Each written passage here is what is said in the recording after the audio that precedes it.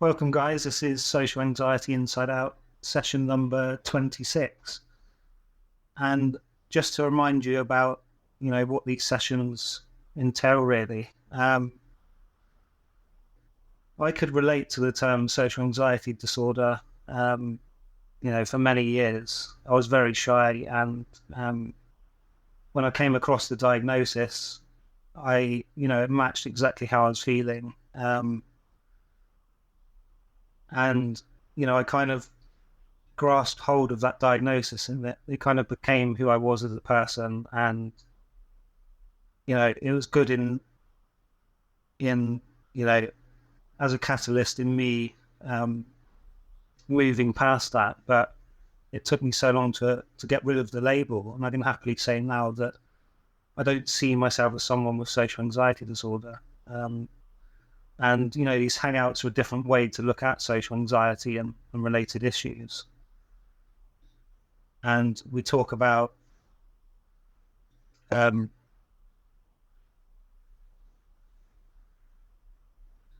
basically discuss the three principles and how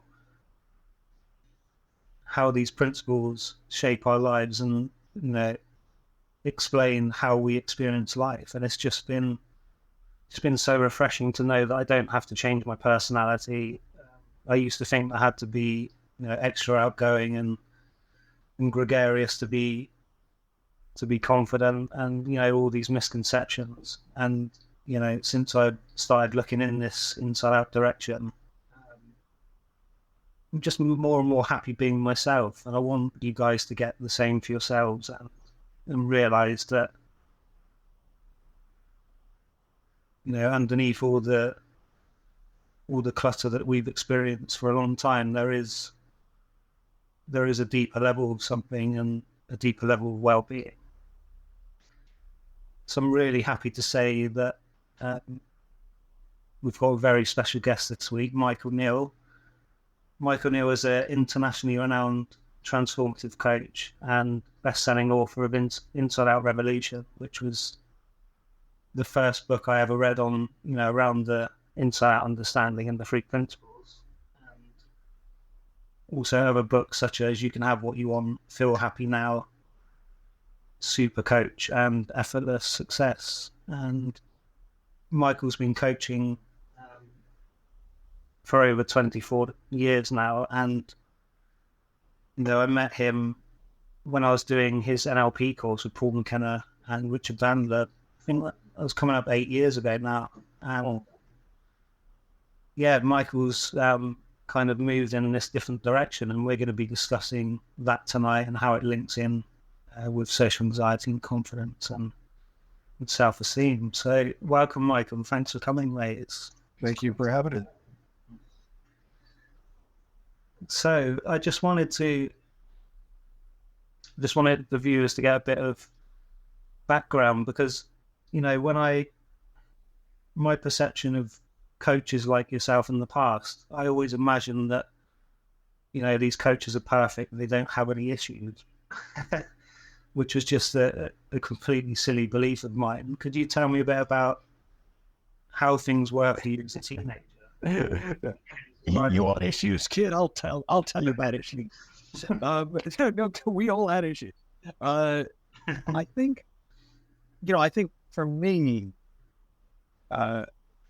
it's interesting. A lot of people got into whatever helping field they're in because they wanted to help. And I love that. I think that's really great. I got into it because I wanted to not die. I was a really, really, really depressed kid. And I had nothing to be depressed about. So, it wasn't like I was in dire circumstances or anything that I could say, oh, well, if only I can improve my circumstances, things will get better. I was a middle-class kid. My parents loved me. There was no real skeletons in the closet. I just was depressed. And it got worse and worse to the point where, my daily life was filled with school and thoughts about suicide and all sorts of paranoia. And, I mean, oddly, it's interesting for me. The paranoia was the easy bit. It's like the fact that I thought that there were people waiting to kill me around every corner. I was so used to that I didn't used to even mention that as part of the problem. Like it was for me, that was like, well, yeah. But I mean, that's fine. There's people around every corner trying to kill me. But I mean, I'm really depressed. And it got to it came to a head over the course of a couple of weeks when I was a sophomore at university, where I really did just have a full out breakdown, and that's what started me on the quest for answers, and it took me into spirituality, and it took me into psychology, and it took me into self-help, and for a long time it took me into the world of NLP, and that was the best thing that I had found in terms of helping people deal with the suffering that me and a whole lot of people that I met were going through. Again, even if our lives were fine. I mean, it's bad enough to suffer when your life sucks. To have a wonderful life and not be able to notice because you're suffering on the inside. It seemed to me there should be something that we could do about that. And there was up to a point, but I got to a point with the work I was doing in NLP where it was frustrating to me. I thought, if we've really got the answers, then why aren't we the happiest people on earth? Like, why aren't we NLPers, the masters of the universe? Why aren't we the ones that everybody wants to party with? And it wasn't a fault in NLP that it wasn't really designed for that. In other words, it was a modeling skill. It was a way of learning about the subjective experience of others that sort of got turned into, this is the cure for all ills. Well, it was never really designed as the cure for all ills. And so I had reconciled myself to that. I had accepted, well, this is as good as we're going to get. And it helps a lot of people, so great. And it's helped me a lot, so, that's fair. But when I came across the principles, it was like walking into a brick wall. Sometimes I call it falling down a flight of stairs, but either way, it was a complete shock to the system, because I suddenly saw that the fundamental basis of how I looked at life was wrong. There's a Ludwig Wittgenstein quote that I'm about to misquote because I can't quite remember it, but he essentially said, a man can stand outside a door that is unlocked for years if he doesn't realize that he needs to push, not pull. And that was what it was like for me, was suddenly seeing that I had been looking at life and the human experience completely backwards.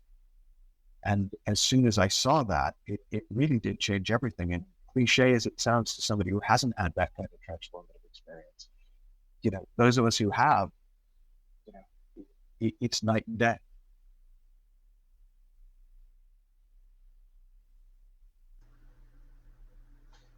Yeah, yes. It's like when I first read your book, I didn't really know what it was in the book that stood out for me. But I was just so curious, because when you sent it, I thought it might be another NLP book, and I was just, when I got it, I was really curious, and as soon as I read it, it just really made sense. It's just so simple, and I think you'll agree that if you're trying too hard to intellectually grasp what you're trying to say in your book, the Inside Out Revolution, you'll never really get it. Am I right in saying that? Because I read it the second time, and I read it in that way, and I was trying to dissect what it was that was working and what made sense, and I just ended up getting more stressed about it. Well, it's interesting. I spent a lot of time with my editor and some of my mentors going through the book and really refining it and refining it and refining it. And one of the things that a few times we almost put in the book was,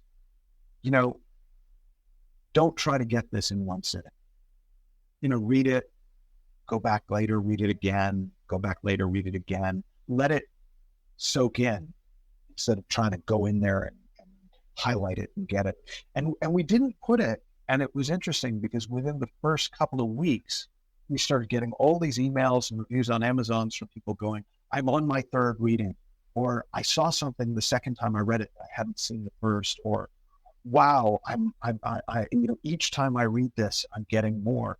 And it is because it's almost like stripping layers off. And so when you just look at the outside layer, it looks like whatever it looks like to you. But then if that layer starts to fall away, you see, oh, wait, there's something more here. And then the next layer comes up and the next layer comes up. And each time you get a little bit closer to the truth of what's really there. And I don't mean what's really there in the book. I mean what's really there inside us as human beings and what's really there in life. And that for me is the beauty of it is, yeah, so absolutely people, myself included, bump into their own intellect when they're first trying to make sense of this understanding and figure out how to use it. And, I think because that's my particular problem, I suffer from intellect. It's easy for me to be patient with people like that because that's me. I mean, it makes me laugh that, Genius Mike took about 2.5, 3 years of studying this before I started to really, really see it.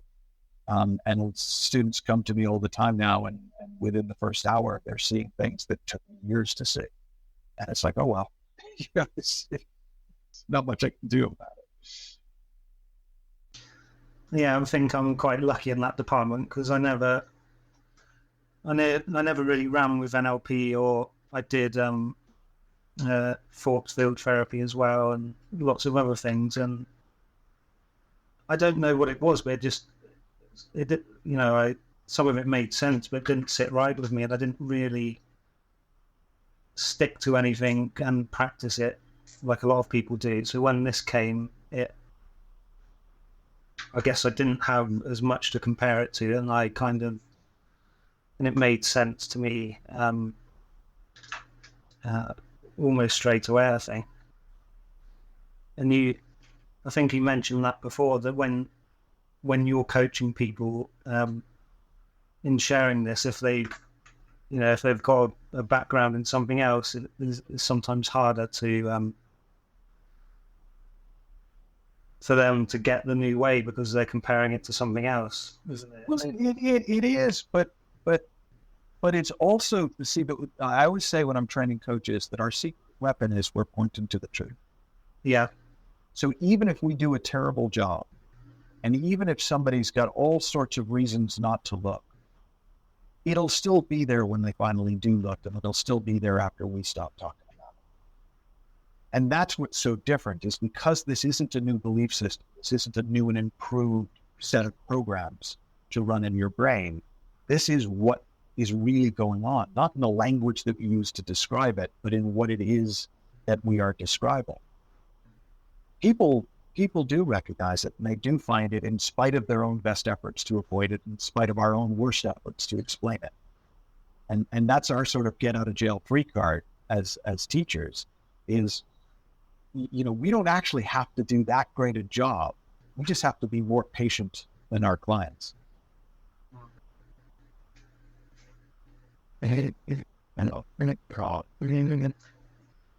So what would you say to someone who is struggling right now, and because they've got evidence in the past that they've tried a lot of things and I guess they just feel hopeless? What would you say to someone like that? Because I can relate to that. I'm sure you can as well. Well, I remember somebody came up to me once after a seminar where I was teaching the principals, and they said, well, what would you say to somebody who's just lost a loved one? And I said, well, I would probably just give them a hug, depending on how well I knew them. And I'd save the conversation for another time. I don't know that the most powerful way to help somebody is always to teach them. But when they're ready, then there are things that it's really good to know. And it's really good to know that your experiencing life isn't fixed, that because you're experiencing something now, even if you experience it if you've experienced it for the last 20 years, it might not be your experience 5 minutes from now. It can change that quickly at that level. It's really useful to know that our experience of life expands and contracts, and that's happening all the time. And so the reason that why in one moment it can seem hopeless and the next moment it can seem like hope, there's a lot of hope and then not much hope and then a lot of hope, is just natural shifts in consciousness. It's not that you've got to keep up with the world. It's just your own thinking expanding and contracting and filling your head and then emptying. It's useful to know that when your thinking settles, what's left isn't emptiness in a bad way. What's left is quiet. What's left is peace. I sometimes say it like, there's a big difference between the absence of thought and presence of mind. That there is this energy, this intelligence behind the system that starts to come through more and more when we're not all caught up in it. And that that's so ever present that as you see it more and more, you begin to be able to rely on it like an invisible safety net. When you look, you don't see anything. But if you fall enough times and get caught, you start to realize there really is a safety net. And so any one of these things, I might say, but it just depends. I mean, if you're suffering right now, you might just need a hug and a breath. But then when you're in a quieter moment, this is a really useful direction to begin to look at. Perfect. So could you go into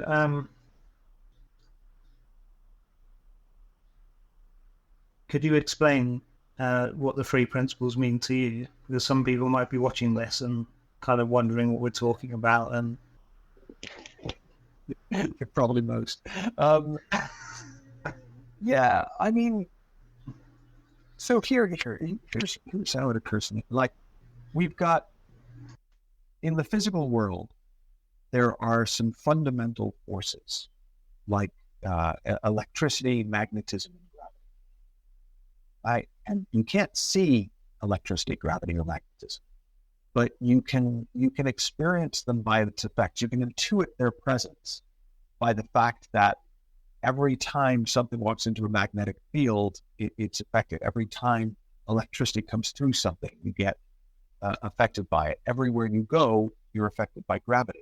And what makes them principles, what makes them truths as opposed to beliefs, is that happens whether you believe in it or not. Right? Not believing in electricity won't stop you from getting shocked. Not believing in gravity won't stop you from falling. Not believing in magnetism won't stop you from getting bent out of shape if you're made out of metal. Well, in the human world, in the spiritual human world, by spiritual I mean the invisible, formless world, the world of the energy before the form that we're in as humans, there are principles. And we talk about them in this work as mind, consciousness, and thought. And mind is that energy and intelligence behind all things. It's the catalyst. It's the oneness of life. It's the clay out of which everything gets created. And it's, I sometimes call it the God principle, because it's the closest thing to what people talk about when they're talking about God as some sort of a mover. And I don't know. I don't know about God, but I know that there is some sort of an energy, a life force out of which we all come. And so that's ever present. That's like magnetism, gravity, or electricity. Whether you believe in it or not doesn't affect its presence. And it's unfolding from the formless to the form all the time through thought, through the principle of thought. Now, people get thought confused with thinking. Our thinking what I'm saying to myself in my head right now about, gee, is this right? I don't know. That's our thinking. That's one of the forms that gets created out of thought. Thought is the energy, the formless energy out of which our thinking gets created. So you've got this energy of thought, which I call the creative principle, because it's the raw material of creation. You have this intelligence and energy behind the system, which is mind. And then consciousness is how we experience life at all. Consciousness is the movie screen. If you project a movie into space, you won't see the movie. But as soon as you have a blank surface to project it against, you can suddenly see it. And so consciousness is what allows us to experience thought as if it's actually happening. And we experience it through our senses. So the mind acts like a projector. Thought is like the film, and consciousness is like the screen.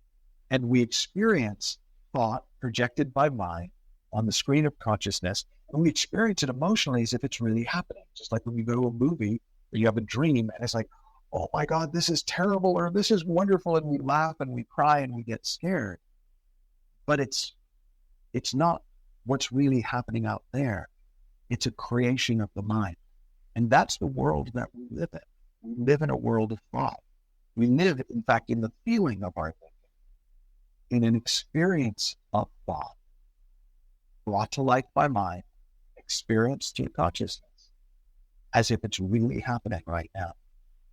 And so many of the things that we think we have to take care of in the world in order to be okay, to change your job, to lessen your anxiety, would be like arguing with one of the characters in a movie that they should do something different than what they did so that it'll be less scary. Oh, don't go down there. Don't go down to the basement with that flashlight. Don't do it. Like, it's not real. What you feel is real. Your experience is 100% real. But it doesn't come from where it looks like it comes from. And when you start to see that, you get less scared of your own experience. You get less scared of your own fear. You get less stressed out at the possibility that you might be stressed out. You get less worried about worrying all the time. And it actually takes an enormous amount off your plate. And what most people find when they first start to see this is they kind of don't know what to do with their free time, because so much of their time has been spent up in their head, either trying to prevent anxiety, deal with anxiety, ride anxiety. It's like it becomes an obsession. And when those movies aren't playing so often, it's just a lot of free space. And what's beautiful about mind, the nature of the mind, is that when there's space, new thought comes in. And we experience it as inspiration. We experience it as insight. We experience it sometimes as the miraculous, where suddenly we just go, wow, I never thought about it like that before. I never saw it that way. But now it's so obvious that I kind of can't believe I never saw it. Yeah, that's why I find it all quite refreshing, because the reason I went on your and Paul McKenna's NLP course, because I felt that, like, I was unconfident, I was shy, I was anxious, and I had to throw myself in front of 300 people to prove to myself that I could do that. And then it got to a point where I was sick of doing that. I was just doing that a lot on different courses, and it became a breath of fresh air when I found out about this new way of doing things. But there's such a difference between being fearless and being courageous, and they both have a place in life. Yeah. But being courageous is, you're scared, but you're going to do it anyways. And it's true. If you do something you're scared of enough times, you tend to get a bit less scared. Sometimes you stop being scared, but not always. Sometimes, there are still, I know actors and actresses who still throw up before they go on stage in their 50s and 60s, and they've been doing it their entire lives. Well, fearless is our natural state of being. Fearless is what you are about everything but those things you're You know, I always joke, well, it's actually getting less true. I used to always joke that everyone I know is dairy fearless. You know, people have like no fear of dairy products. Nowadays, people do have fear of dairy products because of health reasons. But generally speaking, like, you know, we're all dairy fearless. We don't think about it. It doesn't occupy any of our energy. It doesn't take I'm going into Costa Coffee, man. I'm going to do it. I'm really going to do it. I'm going to go in. I'm going to order a cappuccino this time. You know, our natural state is fearless. But we really notice those places where we're scared, and they start to become seemingly more important and different to all those other things. And we start sorting life out into, this is scary, this isn't scary, this is scary, this isn't scary. Not realizing that anything is scary when we're projecting scary movies about it. Nothing is scary when we're not. And it's not that you go into your mind and change the movie and force yourself to do something, because that works against the system. It's a self-correcting mechanism. Like, one of the reasons that people who are anxious tend to stay anxious is because they're always trying to fix it. And so the self-correcting mechanism never gets a chance to do its thing. The movie never plays to the end, so we never get to see the next movie. You keep rereading the same 3 pages in the chapter, so you never know what happens to the hero in the next chapter. One of my favorite stories about old Hollywood in the radio days was there was a one of those serials that Indiana Jones was sort of like a modern version of, where the hero would get into this terrible mess. At the end of one of the series, the hero fell down a well that was 20 feet deep with smooth sides filled with snakes. He was terrified of snakes. And during the summer, the studio decided to renegotiate with the writer of the serial. And so they said, look, we want to pay you so much money. And he said, well, okay, but I'm not going to do it. And so they went out and tried to hire other writers and no writers could come up with a plausible way to get the hero out of the pit of snakes. And so finally they had to go back to the original writer and pay him double what they'd been paying him. And he delivered the script, and the script began with the words, "Once out of the snake pit." And that's the thing. We spend all our time trying to figure out how we're going to get out of the snake pit, when the snake pit only exists in thought. And the minute that we're not thinking that, we're already out of the snake pit, because there was never a snake pit in the first place. And there's an incredible amount of freedom that comes when you start to see that whatever it is that you've been trying to fight your way out of and work your way out of and figure your way out of doesn't even exist outside of thought, outside of your own mind.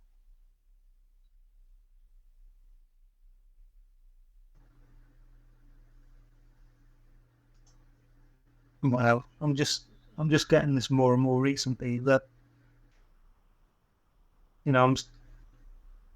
for example, a couple of weeks ago, I just had a couple of those bad thinking days. I was just really caught up in it and thinking everything that I was doing was a load of rubbish and, I should give up and all that. But I didn't react to it. I didn't go and take any drastic action. I just had to kind of sit with it a bit. And then the following 2 days, I just had so many different new thoughts come in, new senses of belief in myself. And the more I experience this way of thinking, it seems to happen more often. And I know that if I am really consumed by a problem, I totally know that it's possible to have new thought about it. It's really empowering, and you're right. It's kind of like a safety net, knowing that no matter how caught up I am in anything, that there is a way around it. It's really awesome. Hell, yeah. And I just want people watching this to get a sense of it, because a lot of the time I worry about people getting this, and because I get caught up in it as well. And I just want you guys watching this right now, if you're if you're trying to grasp hold of what we're saying, just give yourself a break and sit back and relax and watch the second half, and listen in a different way. I like what you said, Michael, about listen as if it was a piece of music you enjoy. It's a different way of listening. So what we're going to do is move on. Move on to some questions that we've got come in. Cool. So, all right. So we got one. Some people don't want to mention their names, but Jackie Ford said to mention her name to you, and she. Some people don't want to mention their name, like Jackie Ford from Edinburgh. Hey, Jackie. Yeah, she's got a really interesting question. So she says, Michael, if you were to describe how your life has changed by a single metaphor, what would that metaphor be? And she adds on to that, as you describe the transformation you have felt and experienced since committing 100% to living and experiencing life with an inside-out understanding, especially in the face of outside-in challenges. Does that make sense? Oh, it makes sense. It's a lovely question. I don't know how the heck to answer it, but that doesn't need to be a problem. I think what comes to mind is, okay, this is a weird metaphor, but she asked for a metaphor. It's like walking around inside a Russian doll suit. So like, you've got layers of Russian dolls, and each doll is inside the other doll, and they all look exactly the same, but each one is bigger and bigger and bigger and bigger and bigger. And so before I came across this understanding, I was always trying to make the outside of the Russian doll suit prettier. I was always trying to, get the makeup better, get the touch up any bits that were scratched, cover over the dents from where it had been dropped. And then what I started to see happening was layers of the doll were coming off, and I felt lighter, and it was easier to move around, and I felt prettier. And I might try to still touch up the inner bit. The inner bit wasn't as bruised because it hadn't been exposed to the world for as long. But even that, it stopped making sense to touch up, because I started to realize that at some point that was going to come apart, and there'd be an even cleaner version of me inside. And each version in some ways looked very much similar to the outside world. But from the inside, there was less and less need or desire to make it look better, to make it prettier, to present it more effectively, to present it with greater confidence, to present it as more perfect, to clean up all those nasty bits, or anything like that. And to simply kind of enjoy living as I live, knowing that at some point another layer is going to come off, and I'm going to see things even cleaner, and I'm going to be able to move even lighter, and there'll be even less of that residue from the outside world clogging my experience of life. So thanks for the question, Jackie. I hope that's a useful metaphor on the outside. It was quite fun seeing it on the inside. Yeah, but it's certainly useful to me. I hope it was useful to you, Jackie. I can really see that now, because the old way of doing things for me would be, trying to get somewhere and always trying to improve myself, but you're kind of missing life. Well, I was anyway. Excuse me, just kind of always trying to find this elusive confidence, and it was there already, just covered up in a load of nonsense, really. Okay, Michael, so the next question. In the 3 principles, people say that thinking creates our feeling. How do we explain bodily reactions that can be measured, like our fear response, before we actually have a conscious thought? Is this also thinking? Well, so this is why I was trying to make the distinction earlier between thought as the formless principle, like electricity, and our thinking, which would be one of the forms that thought can take. So we live in 24/7 thought. We live in a world of thought. It is made of that energy.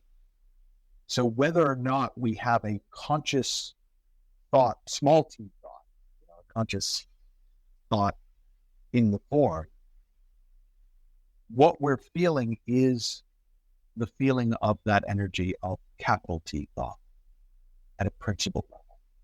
And so it's not to say we are living in the feeling of our conscious thought. And that's why it's not as useful as it sounds to just try and think better. So I'll often, use examples of, we had somebody on one of our courses once, actually. This was quite a good example. And he talked about death. And he said, are you trying? And he was a grief counselor. He had a right to talk about death. And he said, it wasn't even to me, it was to George Presley. He said, well, are you telling me that I should just have better thinking about death and then I won't feel so bad about it? And people should just feel differently about their child dying and then they'd feel better. And George said, well, no. He said, but what you're not seeing is that you're already trying to deal with a form called death. Right? And death. And it is the expression, it's not the word. Death. Right? That's already made of thought. That word is already a sum total of a whole bunch of things going on inside you. And so to change your thinking about death, no, that's not going to make that much of a difference. That's going to wind up being kind of a denial of experience. But to recognize that death doesn't really exist the way you experience it, that's a creation of thought, not a cause of thinking. That opens up the possibility of a real change. And for me, that's the distinction, whether we're talking about bodily, because of course, yes, it does appear in form. All disease is psychosomatic. That doesn't mean it's not real. Right? Psychosomatic means it is the manifestation of the psyche and the soma, of the mind in the body. All disease is that. So the illness is real, but the cause of the illness isn't what we think it is. The cause of the feeling isn't what we think it is. We're not stressed because of our bank account. We're not worried because we're going to a party. We're not sad because our dog is sick. We're experiencing thought. Now, it's okay to be sad. It's okay to be scared. It's okay to be anxious. You don't have to do anything about that. But when we see that that's what's happening, it's just easier to bear.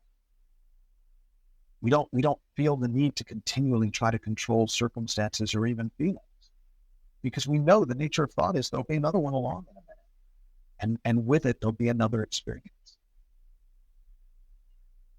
Sometimes use the metaphor of a roller coaster on a boat floating down the river.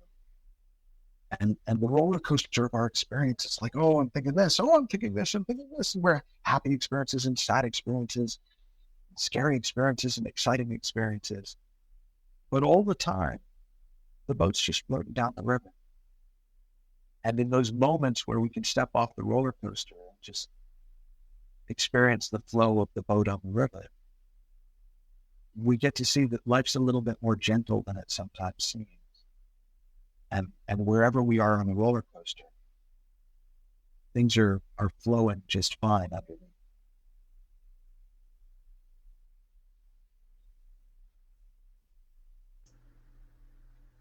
Thank you, Michael. I hope that helps whoever asked that question. Just before I move on to the next one, Michael, I loved it when I heard you talk about, after having this understanding, you had a panic attack out of nowhere. Am I right in saying this, that you were out for dinner or something and you had a panic attack, but you didn't, you didn't react to it. You just kind of excused yourself and went outside. Could you just share that? Yeah, I mean, it was really odd. It was one of those things. You know, I was at dinner with a few friends, my wife and another couple, and one other friend, and I just started having a panic attack right there. It felt like my hands were swelling up and I couldn't breathe. And in the past, that would have been, oh my God, what am I going to do about this? All this thinking would have come up. But all that occurred to me to do was to just go outside and catch my breath. And I did. And within a couple minutes, whatever it was, it passed. Whatever thinking was going on had passed. And I went back inside, had dinner, and didn't think about it again until about a week later when somebody asked me a question in an interview. And I remembered that. I thought, oh, well, here's a good example. And that was, at the time, that was the most ordinary thing in the world. It's just, I had a little thought storm. It's like, I remember somebody after a talk I gave in London once, to a really large group, came up and she was very upset. And she was accusatory. She was like, yeah, well, it's all well and good saying it's just the weather, but what would you do if you got caught in a really bad thunderstorm? And I just said, well, I get wet. This doesn't make us immune. Understanding gravity doesn't mean we'll never fall over. Understanding electricity doesn't mean we'll never get shocked. It does mean we're less likely to get shocked. And it does mean we're a bit less likely to fall over. But mostly it just means that when we do, we won't have to make up terrifying explanations for why it is. We won't have to get caught up in a superstition of, oh, it's because I thought this, I did this, and I shouldn't have done that. If I hadn't done this, and next time I'm going to only do this. All of that superstition falls away when we see, oh, just give them a thinking, same as everybody else. And in that moment, that's what my thought did. The next moment, some different thought came along, created a different experience. Perfect. Thank you for sharing that. Okay, so the next question is, I seem to have quite a tendency to generate vast amounts of thinking about my issues relating to employment. Sorry, I'm just going to introduce my dog. He just came to say Hello. Hello, Sergeant Pepper. Okay, great. Back to you. Okay, so the question is, I seem to have a tendency to generate vast amounts of thinking about my issues relating to employment or lack of it sometimes. In my outside world, I'm hoping to be called for an interview for a permanent job at a place I'm working as a temp, while an agency is putting forward to another and so on. What can I do to keep my overthinking to a minimum? Which is a great question, isn't it? We all feel. It's a great question because it is a universal question. Because I think every one of us has something we could plug into the blanks in that, like a Mad Libs. But it's also a funny question because the problem is in the question. The idea that doing something would help. The problem is overthinking. So it would be like somebody saying, what can I do to make my face hurt less? Well, there's not really something to do. It's just when you stop doing that with your hand, your face will hurt less. And the thing about thinking is it can become this horrible loop where it really does feel like we've got to step in and we've got to be the one, because we're the one overthinking, so we're the one who has to stop it. Well, if we can go back to the weather analogy, I'm not the one making it rain with the best will in the world. So I can put my umbrella up and put rain gear on or not. But that's where I've got some control, not over whether or not it rains. And so if you've got a lot of thinking going on, you got a lot of thinking going on, and it will pass. But if you're up there trying to control it, it won't pass because you're stirring it up. It's like if we have I use this analogy for years because it's just such a clear example. If I have a bowl of murky water and I want it to get clear, I don't stir it. I don't add water to it. I don't filter it. I don't boil it. I leave it sit. And if I come back in an hour, I'll have clear water because the nature of the water is clear. And anything I do to try and clear it will just work it up more. It'll stir up the thinking. So it's kind of the same thing with our minds. The nature of our minds is clear. And so the less we do to stir them up, including trying to not stir them up, the more likely they are to go back to clear. And honestly, it's one of those things where I've been on the both sides of this conversation, and I know it can seem like a frustrating answer and all that, but it's really just common sense. If I gave you the murky water, you'd know what to do, which is just little as possible, and you wouldn't think that that was a non-answer. But because it's more invisible than that, it's in your head, it seems like maybe there should be more to do. And the truth is, I can, without knowing you or anything specifically about you, I can guarantee you that there will be points over the next week where you won't have so much thinking about it. And then if you go back in and a random thought comes through and you don't do anything about it, it'll stay quieter longer. And what starts to come into that space is not just a feeling of well-being, a feeling of peace, which is, our innate nature. It's the innate feeling of life when we're not all caught up in our thinking. But also there may be things or may not be things that you can do about the situation. And so, if there are things, then they'll come to mind. And if there aren't, then that will come to mind. And it won't seem sensible to try and do something to bring out the sun. Again, it's what happens, it's not what we're up to, but what happens is superstitious thinking starts to fall away more and more and more. And it stops looking like a good idea to try and make things happen with our mind. Because all it does is it kind of mucks the system up, and it muddies the waters, and it makes it harder to see clear. Thank you, Michael. Okay, so the next question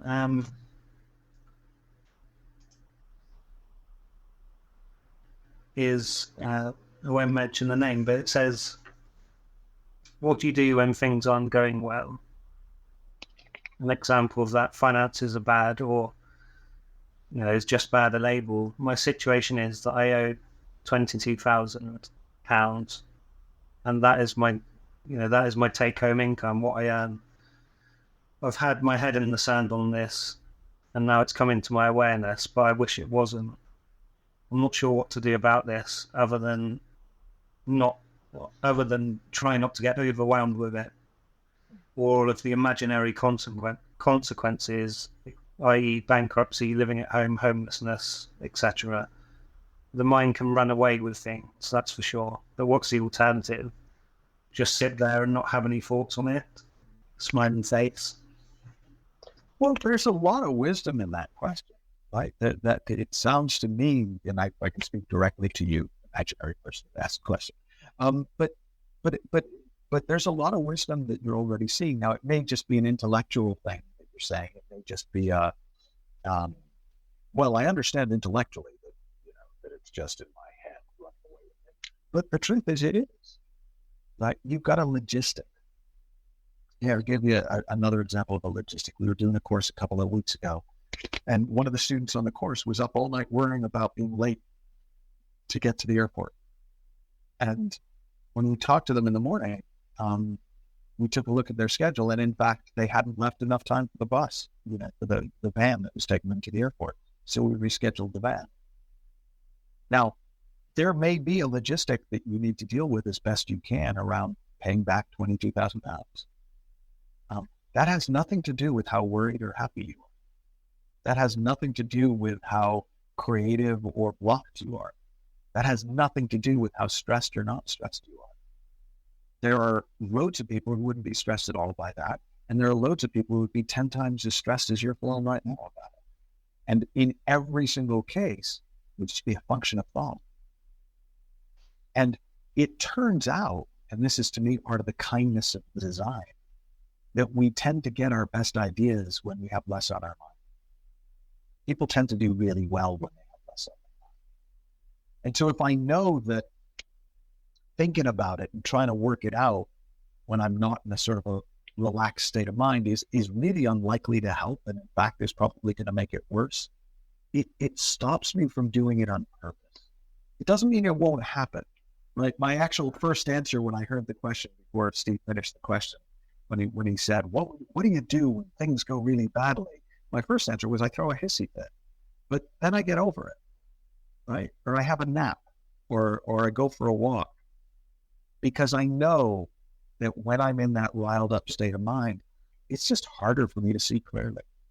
It's harder for me to think clearly. It's harder for me to notice good ideas when they come into my mind. And so it seems like a really good idea to me to do whatever occurs to me to do in the moment, to let my thinking settle. And just knowing, not even let my thinking settle so that an answer will come through, just let my thinking settle, because A, it feels better, and B, I'm more likely to get a good answer, to get a good solution, than to have something occur to me when my thinking settles. So again, it's actually common sense. If I know that I do better when I have less on my mind, it doesn't make sense to do things that are going to rile my thinking.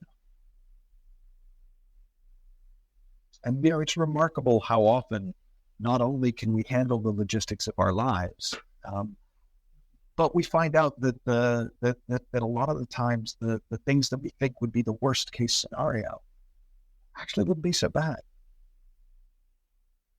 You made a little list there of bankruptcy and living on the streets and things like that. I'm not suggesting that you need to do those things, but I know plenty of people who've lived on the streets who really, it was an experience that they've never forgotten. I know plenty of people who've gone bankrupt and gone on to build huge successful companies and huge successful businesses. So while I'm not suggesting that that should be your plan, if that's what you're afraid of, you don't know what your experience of that's going to be. Your experience of that in reality is going to be your experience of your thinking in the moment, just like it is now.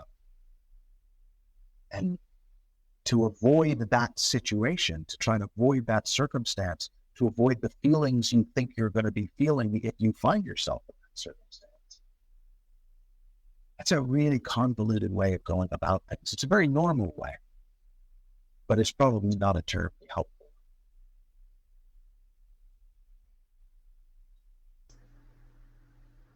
Thank you, Michael, and I hope that helped. I know it's funny. We're all hoping it helps. But, yeah. Okay, so the next question is,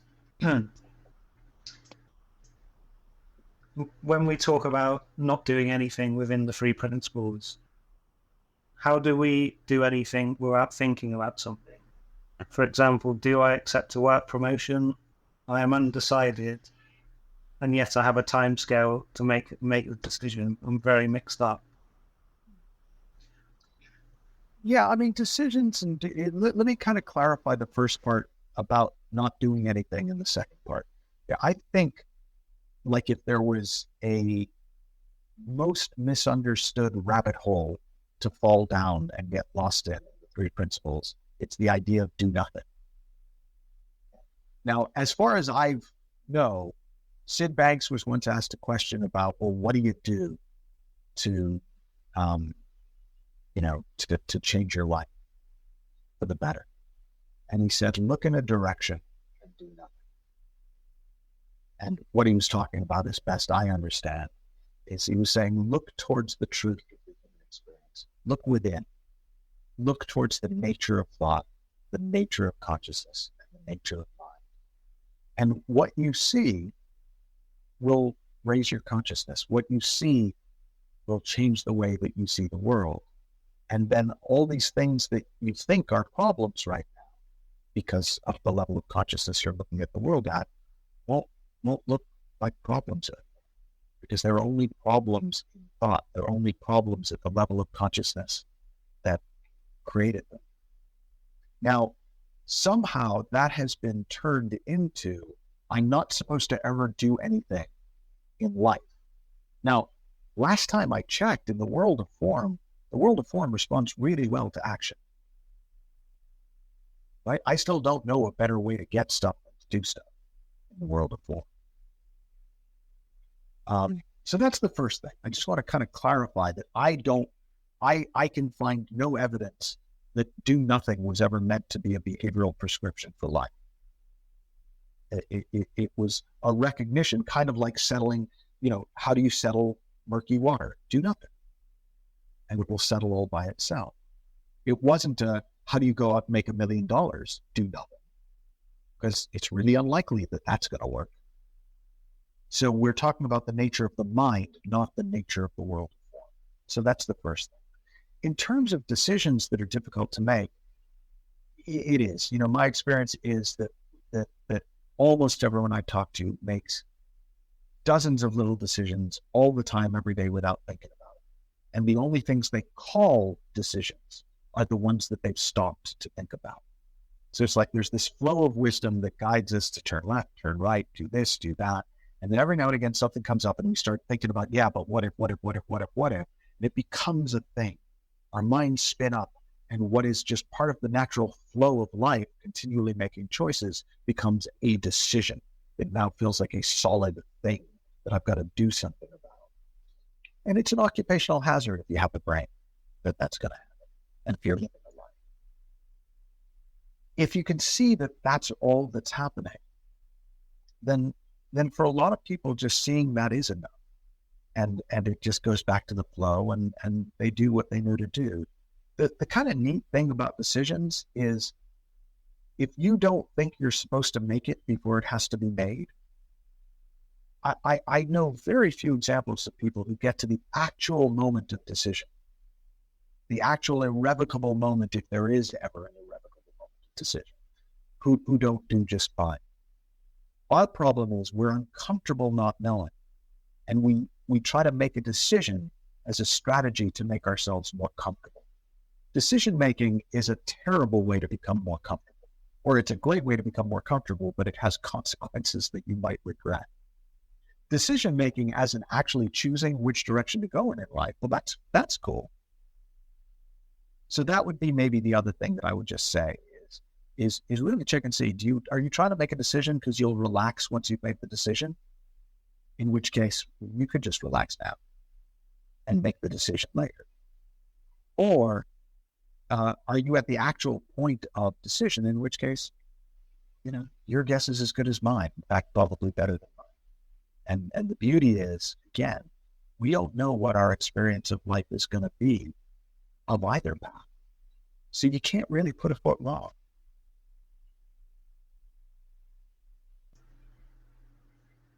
Yeah, I love it when you said that. I think you said it in the Inside Out Revolution, along the lines of decision making. It's not the decision; it's how you do the consequences of that decision, and that really helped me in regards to making decisions, because you can stress about which is the right one, but how would you know really what is the right one? Unless it's obvious and it's more clear cut. But we don't really know, do we? Until we've taken that step and made the decision, we can't really know that.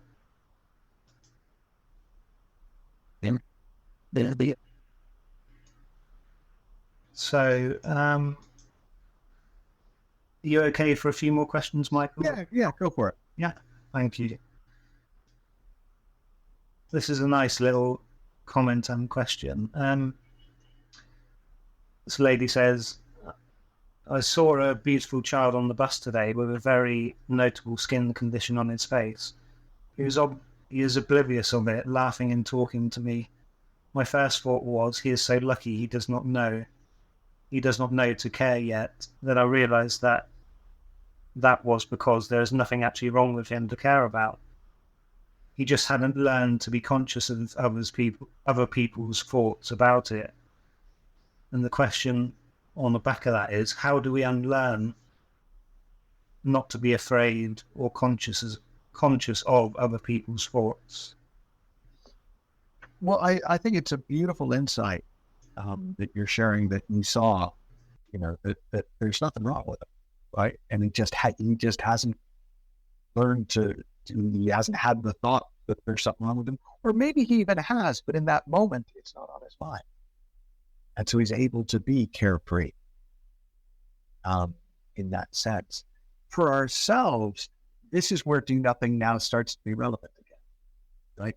Because it will happen as you see this more and more, as you move up the elevator of consciousness and you get clearer and clearer about the nature of experience, where experience comes from, and our true nature. Our role as part of the oneness of life, as part of the unfolding of mind. Things will just matter less and less. Thoughts will fall off your plate. They'll fall out of your mind. And you won't even notice that it's changed until somebody comments on it, or you find yourself in a situation where in the past it would have been a big deal, and it's not a big deal anymore. Oh, nice. So it's an effect of your consciousness raising, of going deeper into this understanding. It's just a natural side effect of that all sorts of things get taken off your mind. It's not something that, as far as I can understand, you either can or would benefit from pursuing directly as a goal. It's just kind of nice to know, hey, life's going to get easier and easier, and more things are going to be taken off my mind as I go deeper into this understanding. It's why I'll take the example a little bit further. I was invited, asked to be on a television show about working with bulimia and eating disorders, because the producer had heard about I helped 3 women overcome bulimia in a very short space of time, one of them being a friend of the producer.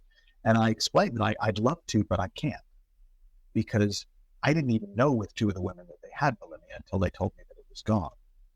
And that's the nature of this, is if you try and go after it direct, you're just adding to the thinking. You're just going, hey, wow, we got to do something about that thing on your face, because that thing on your face is a really big deal, and we need to make it okay. You've got a thing on your face. Are you okay? There's a thing on your face. Whereas as somebody just sees more about life, it takes thinking off their mind. And if you have less on your mind, you suffer less. And if you suffer less, you're less inclined to do the things that you've learned to do to alleviate your suffering. And so if somebody throws up, that's something they've learned to do because it makes them feel better in the moment. And if they're already feeling good in the moment, they're just not going to be inclined to do what makes them feel better if they're feeling bad. I think that still makes sense. All of it.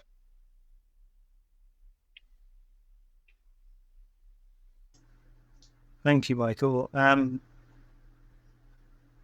So this question was quite a short one. Hi, Michael and Steve. Recently, I've found myself feeling much more balanced. I was not aware that I was not in balance previous to the principles. However, it is a very nice feeling, but I feel I've become more insular, yet more focused when relating to others. Excuse me. Can you comment on this part of the journey, please? Does that make sense? Well, I'll tell you how I make sense of it, which is really the only way I can speak to it. We're not dialogue. It is, I'll tell you exactly what came into my mind as I was listening to you read the question, Steve, was, wait 2 weeks and we'll be feeling differently again. It's not necessarily a stage in the process. It's just what you're experiencing now. And you might experience it that way for a little while, and then you'll start to experience something else. And the peace of mind, the growing depth of peace of mind, I was smiling when I heard that, because of the number of times where I've felt settled and I thought, oh, I thought I was settled. And you just suddenly notice when you go to a deeper level, oh, this feeling, this must be that deeper feeling. And I must have had that insight 30 times. And I expect to have it another 500 if I live that long, of just suddenly dropping into an even deeper feeling state, an even deeper understanding, and feeling like kind of an idiot and a fraud for what I was talking about as a deep feeling before. That does come with the territory. Everyone I know in this world has that experience of having the same insight again and again and again, but at a deeper level each time. And that's like the Russian dolls. It's like, oh, this is the real me. Oh, wait, no. this is the real me. Oh wait, no. This is the real me. And so on and so on. So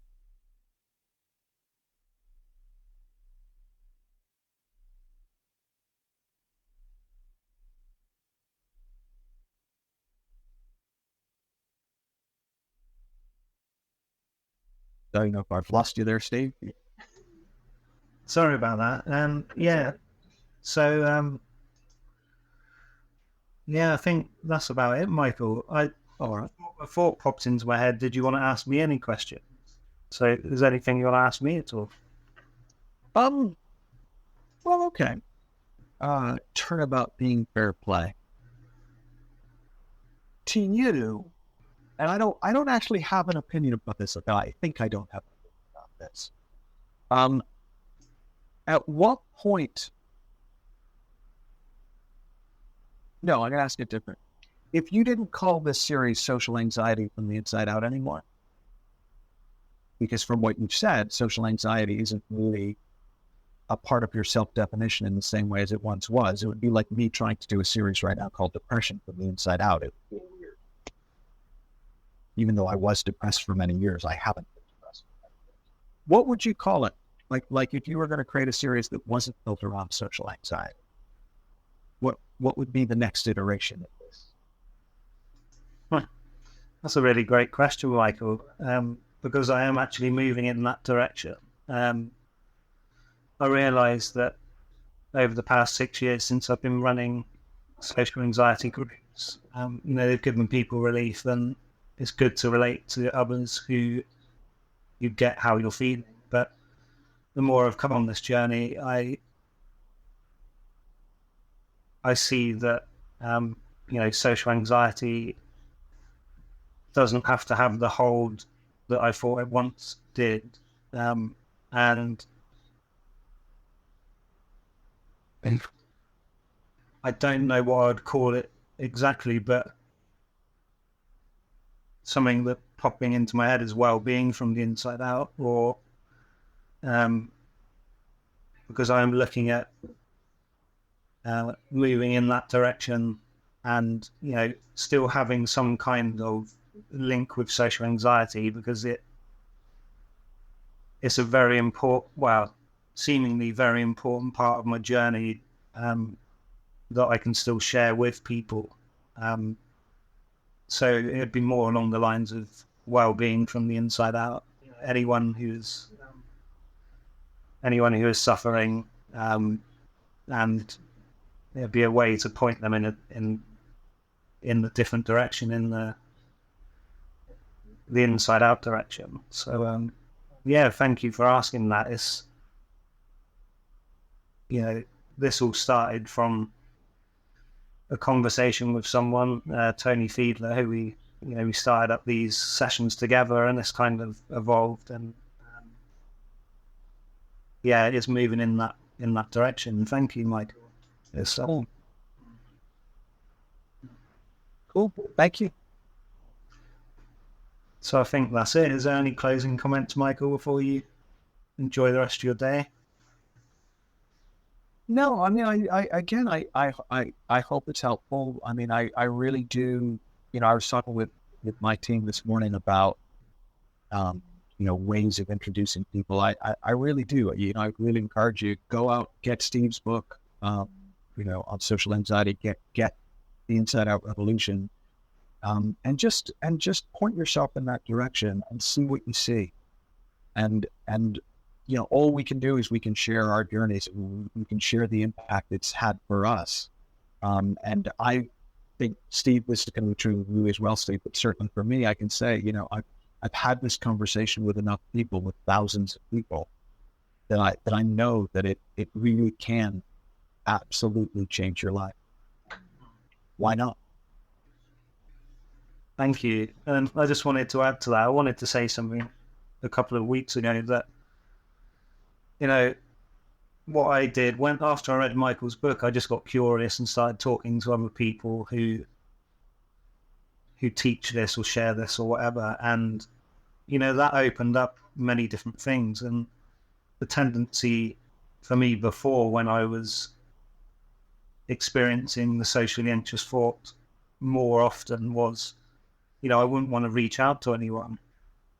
But I'd say this to anyone watching this: you don't just reach out to someone who's doing this in your area, or read some books on it. And everyone that I reached out to was happy to have a chat and just share what's going on with them. And that just opened up different things for me, and I met different people and made so many different friends. It's just been awesome. So I just invite you to go and do that if that feels right to you.